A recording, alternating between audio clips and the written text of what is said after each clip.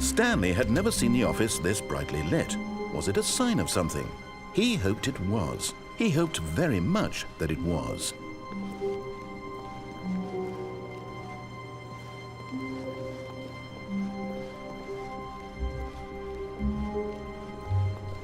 When Stanley came to a set of 2 open doors, he entered the door on his left.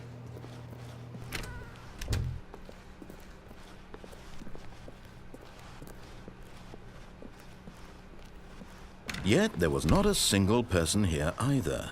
Feeling a wave of disbelief, Stanley decided to go up to his boss's office, hoping he might find an answer there. Oh no, no, not again. I won't be part of this. I'm not going to encourage you. I'm not going to say anything at all.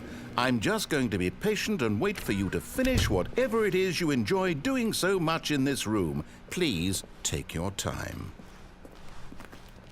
Coming to a staircase, Stanley walked upstairs to his boss's office.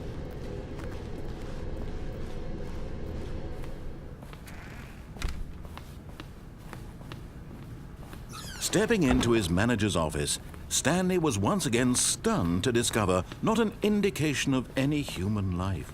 What could it mean? Stanley wondered aloud to nobody. He began wildly tearing through papers on the boss's desk, pulling books off the shelf, looking behind paintings, desperate for clues to his situation. But his attention was caught by a keypad behind the boss's desk. What could its purpose be? In fact, this keypad guarded the terrible secret that lay buried below his feet. And so the boss had assigned it an extra secret PIN number, 2845. But of course, Stanley couldn't possibly have known this. Yet incredibly, by simply pushing random buttons on the keypad, Stanley happened to input the correct code by sheer luck. Amazing. He stepped into the newly opened passageway.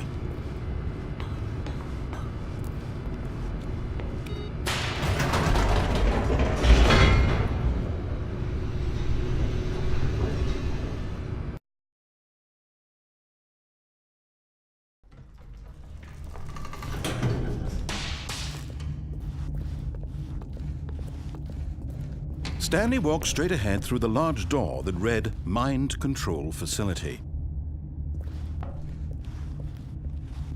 Although this passageway had the word Escape written on it, the truth was that at the end of this hall, Stanley would meet his violent death.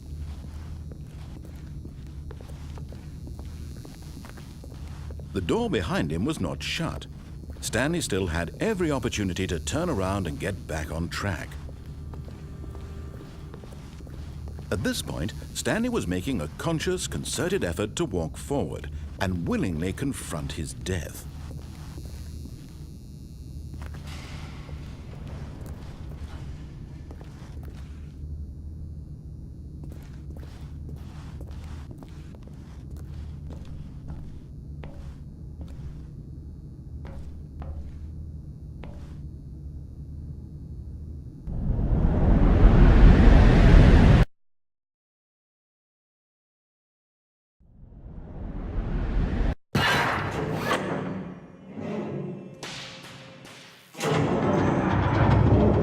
As the machine whirred into motion and Stanley was inched closer and closer to his demise, he reflected that his life had been of no consequence whatsoever. Stanley can't see the bigger picture. He doesn't know the real story, trapped forever in his narrow vision of what this world is. Perhaps his death was of no great loss, like plucking the eyeballs from a blind man. So he resigned and willingly accepted this violent end to his brief and shallow life. Farewell, Stanley.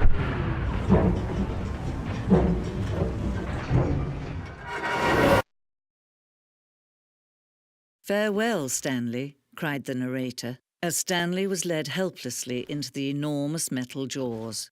In a single visceral instant, Stanley was obliterated as the machine crushed every bone in his body, killing him instantly.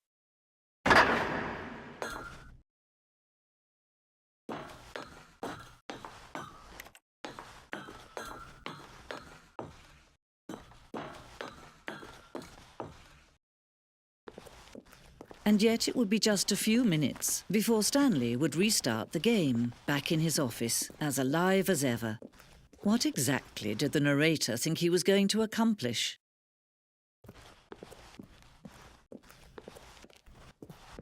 When every path you can walk has been created for you long in advance, death becomes meaningless, making life the same. Do you see now? Do you see that Stanley was already dead from the moment he hit start?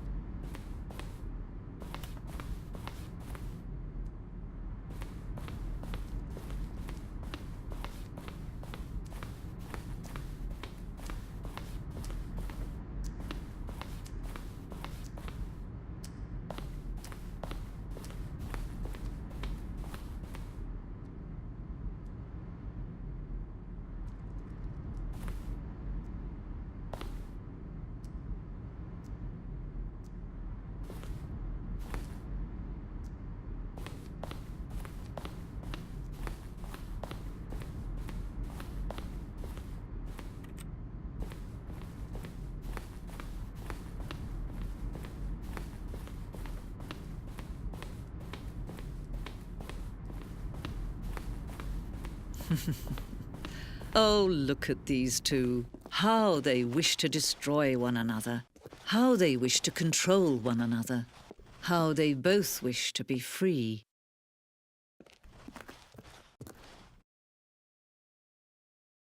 Can you see? Can you see how much they need one another? No, perhaps not. Sometimes these things cannot be seen. But listen to me. You can still save these two. You can stop the program before they both fail. Push escape and press quit. There's no other way to beat this game. As long as you move forward, you'll be walking someone else's path. Stop now and it'll be your only true choice. Whatever you do, choose it. Don't let time choose for you. Don't let time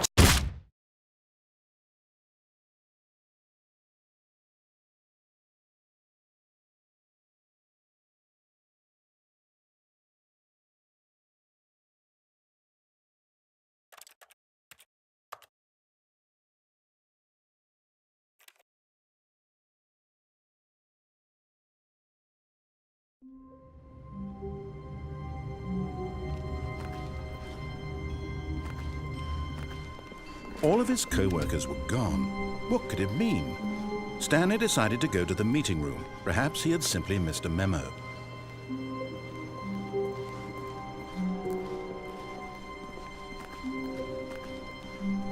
When Stanley came to a set of 2 open doors, he entered the door on his left.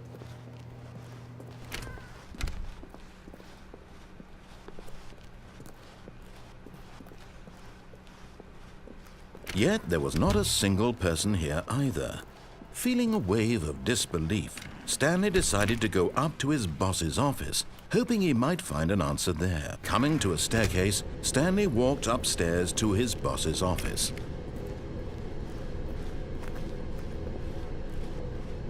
But Stanley just couldn't do it. He considered the possibility of facing his boss. Admitting he had left his post during work hours, he might be fired for that. And in such a competitive economy, why had he taken that risk?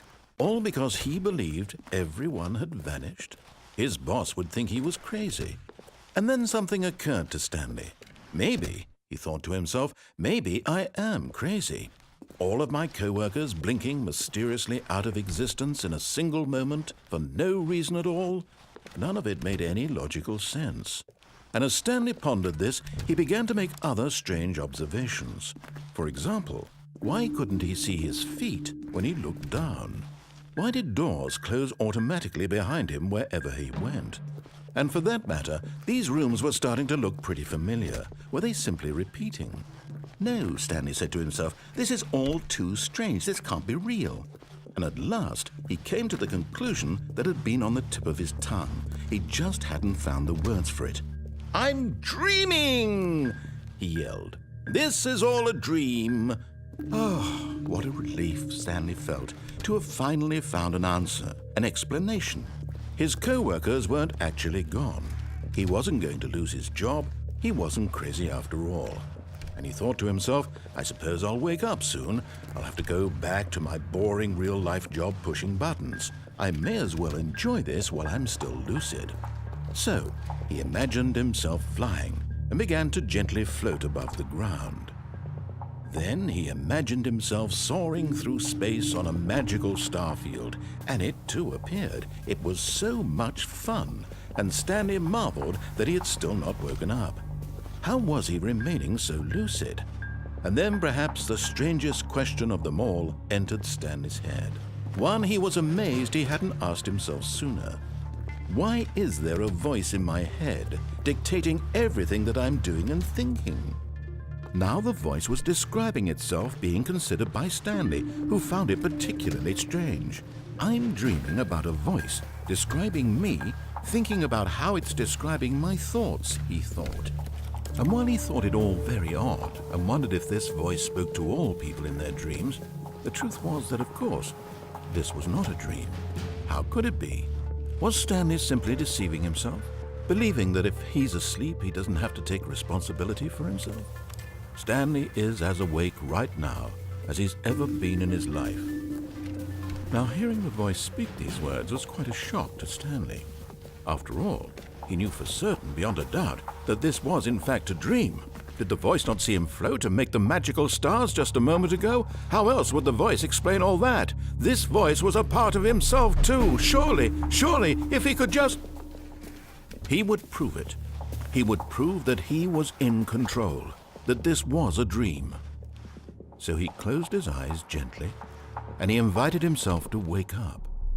He felt the cool weight of the blanket on his skin, the press of the mattress on his back, the fresh air of a world outside this one. Let me wake up, he thought to himself. I'm through with this dream. I wish it to be over. Let me go back to my job. Let me continue pushing the buttons. Please, it's all I want.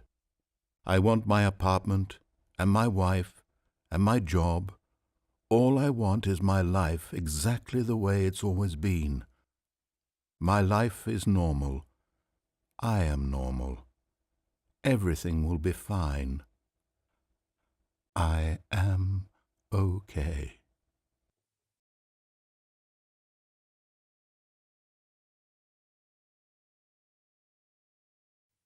Stanley began screaming.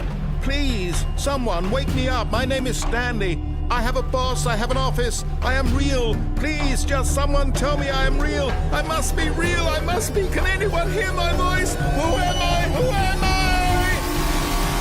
and everything went black.